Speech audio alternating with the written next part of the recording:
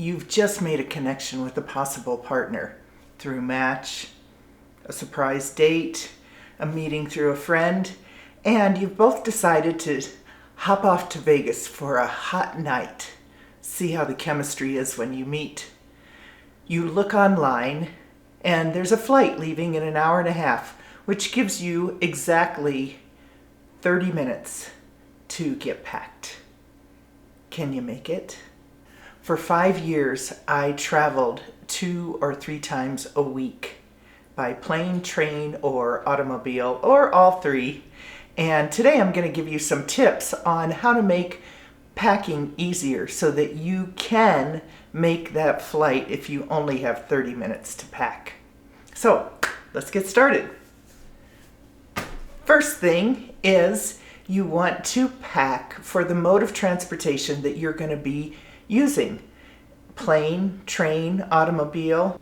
Maybe you're touring somewhere and you're going to stay a different night in every town that you visit. That's different than going on a cruise. So these are the suitcases that I used then and will continue to use, and I'll give you some pros and cons about all of them. Let's start with this bag. Overall, nice bag. Travel Pro, that's a really good brand. They stand up to a lot of abuse, which you get a lot of abuse. So don't think that your pretty little suitcase that you buy today is going to come off the plane looking pretty. It doesn't. This one I rarely ever use. Even for an overnight bag, I find that if I have to, get some things together for an overnight, maybe I need to go stay with a friend for a night or with the grandkids, this is not even a bag I would use for this.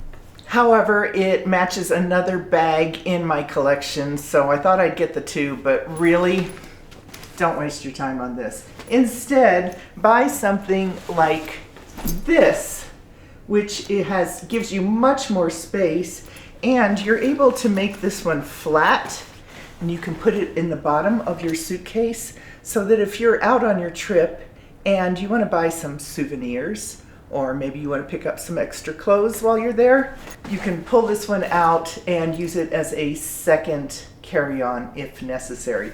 And I just find for the difference, you have so much room with this compared to this. And all these pockets and the weight, it's much heavier. Pay attention to the weight of your suitcase because that's going to be included in the weight that you're allowed. And it's also going to be included in the weight that you're lugging around on your trip. This is the next option. These 2 actually attach by a zipper. I love this bag. I've used it to go traveling on trips where I am staying a different place in every night so that I can just throw my things in, be ready to go. And I have the matching backpack for any kind of, my laptop and papers and all that kind of thing that I can just separate, leave this in my room, take this out for the day. I love this bag. Absolutely love it. It also has a pull so that you can pull it too. It has wheels. This is the next suitcase. This is a Samsonite. This is the bag I used most of the time.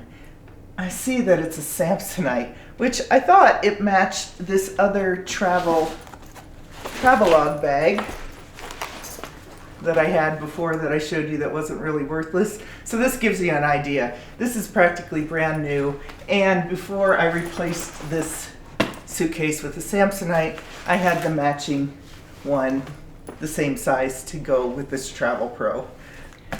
This is a standard carry-on size.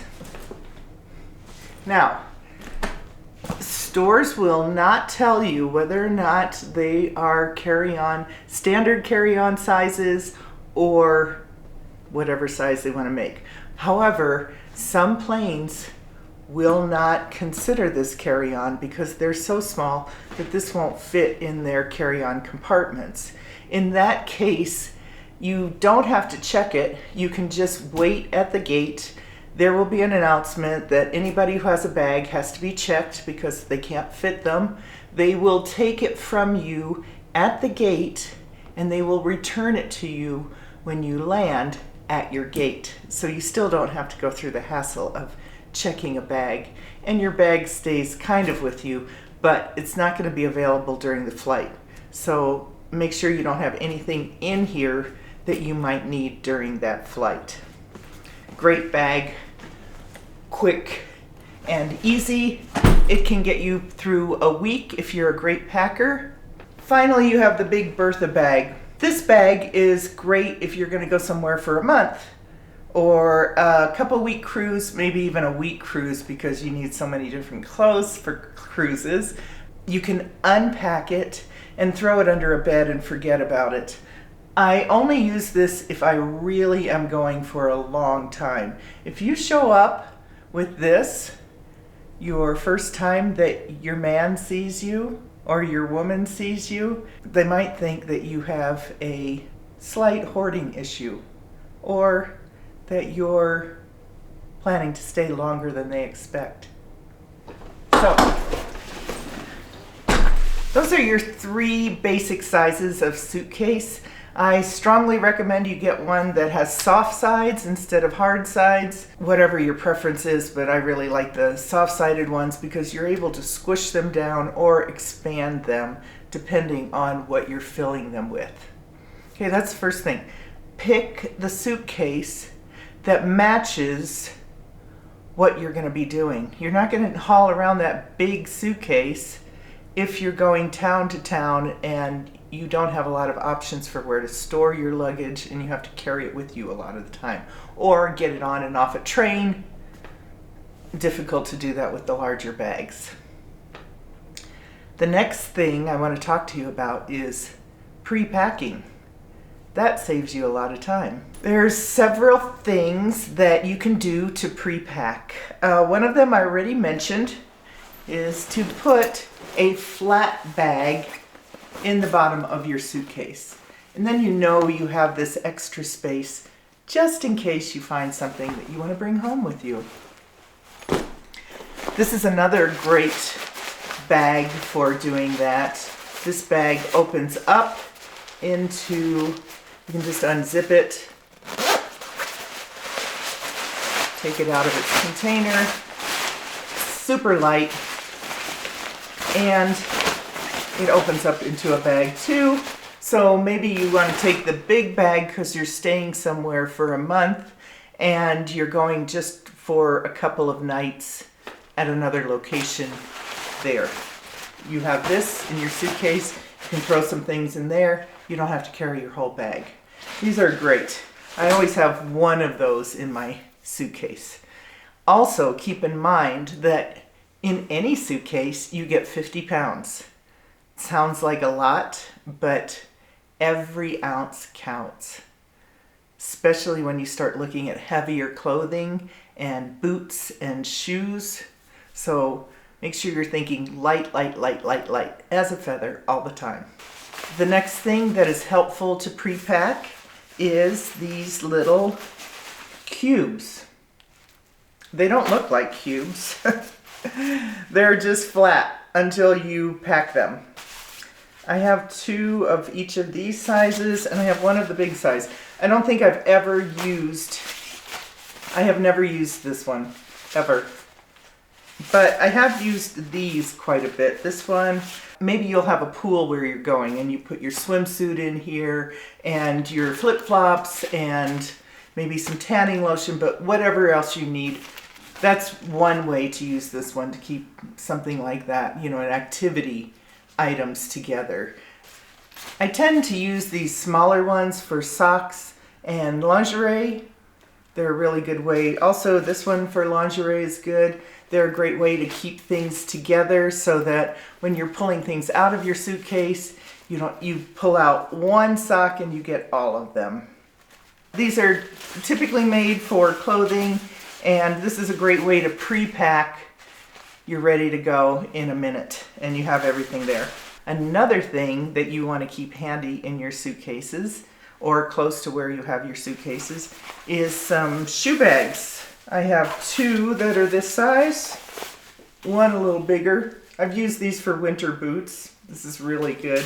But you almost have to have one of these inside of here if your boots are really muddy and grungy. Up to you. Sometimes I can get a little OCD with that kind of packing. This is my favorite shoe bag. It's super light. These are a little heavier. Super light, and you can put your hand inside of it and buff your shoes to a shine when you get there. Very handy. I love Weston. Those are the things you want to keep in your suitcase. Another item to pre-pack is your cosmetics and bathroom bag. What do they call this? A ditty bag. That's what my dad used to call it. Is that what you call it? Leave a comment. What do you call these? It doesn't look like one, but I think this was a free one from a cosmetic giveaway. There's lots of varieties of these. There's hanging ones where you have everything that you can just unfold it and hang it up, and everything's hanging there in front of you. They have, the standard men's ditty bag. It looks more like something that you could put shoes in. And there's an assortment of women's bags. There's hard cases, soft cases, all varieties, lots of compartments. They look super cool. But when you're traveling, they are not the most practical thing. I love this one after trying many, because I can just flip it open and I can see everything in it at a glance. And as you can see, I have many things in it already. This is part of pre-packing. Make sure that you have some travel size items. Now these are mine. I bought 2 packs of these colored refillable travel containers. I think that's the best way to go, because when you go someplace different, your hair is going to be different, your skin is going to be different, the shampoo is going to be different, the soap's going to be different, the lotion's going to be different. If you don't like the lotion that they give you in the hotel, you're going to have to go out and buy some, or you're going to have to do without. So I like to bring my favorite products so I know exactly how they're going to work. Now, there's a little disclaimer in that. I know how these products work in the West, in Colorado, where I live. I know from travel experience that these products are different on my body when I go to the East Coast at sea level and there's lots of humidity. Totally different. They're not going to act the same. So you have some kind of control with what you're putting on your body and how you're going to style your hair and put on your makeup. Now, men, these things don't affect you so much, but for us women, now you might luck out and get the right lotion. Depends on how much of a gambler you are, whether you want to take that chance. I also have some other items in here that I know that I will want, but I wouldn't be thinking about them if I only have a half hour to get ready. Like, a hair remover, a container of toothpaste, and a toothbrush. Now, I know I'm going to take these, but it's just handy to have the travel size in there already so you don't have to run to the store and get one in those 30 minutes.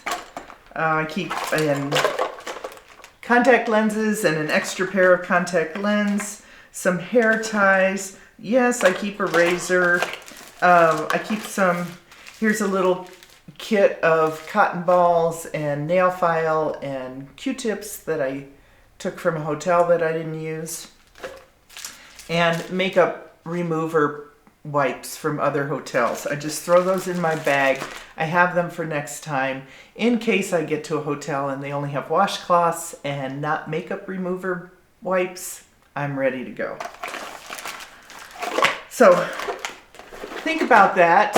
Go through your daily routine and kind of get a bag ready. Even if you're going to go overnight, get a bag ready. And then you can take your own things wherever you go.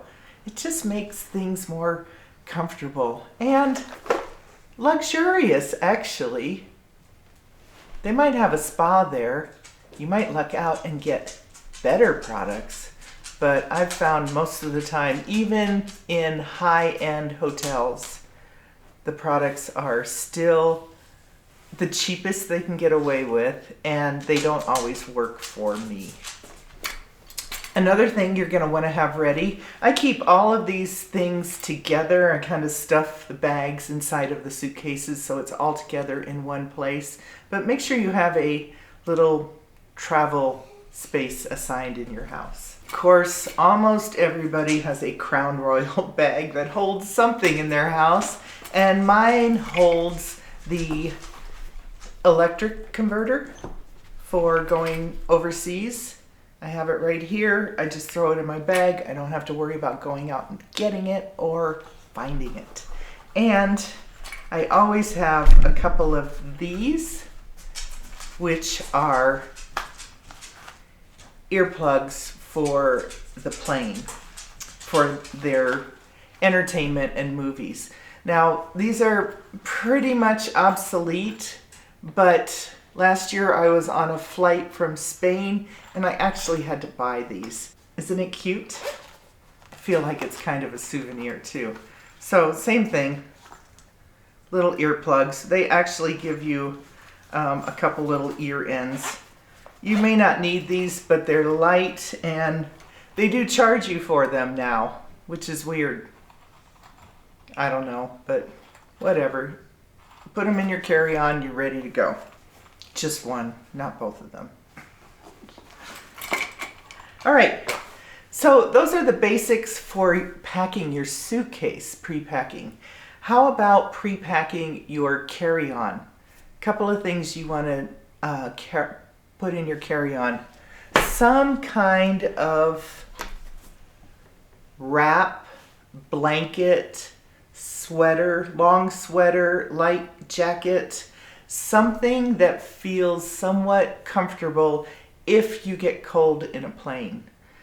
I have been on so many flights that I get in the plane, we take off, and within 10 minutes, it feels like an deep freeze in that cabin. Because a couple of people have said, hey, it's hot in here, can you turn it down? And those attendants are ready for that. They're moving around, they're much warmer than you are, so make sure that you have something to accommodate you when that temperature drops. Because once it drops, it may come up a little bit, but if it doesn't come up to a place where you're comfortable, you want to make sure you're ready so that you are comfortable.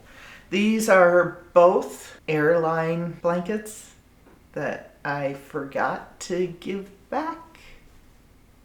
One of them's really, this one's super light. You can almost see through it. I don't know if you can see through it on the screen, but super, super light. You want to make sure you have something super light. If you don't want to take a blanket, make sure that you take, I have several long jackets or shawls that I can use as a cover. Another thing that's handy for these is, you know, if you do want to snooze on the plane, you can sit back and actually cover your face with it. If you have somebody coughing next to you or there's a lot of coughing, just cover yourself. It's another added protection in addition to keeping you comfortable.